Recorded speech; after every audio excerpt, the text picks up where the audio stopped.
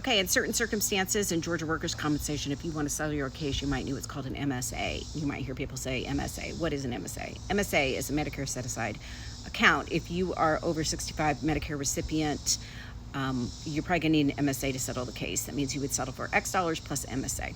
What is the MSA?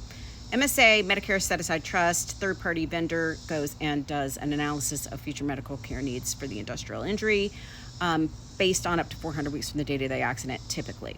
Okay, you get that money, let's say it's $50,000. They will, quote, fund the MSA account with seed money for the first 2 years. Let's say they put $15,000 in there. What that means is, and then they fund it yearly. Let's say they do $5,000 a year after that.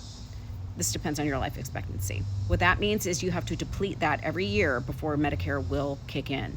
That's because Medicare does not want to, have you settle the case and then just bill everything to Medicare.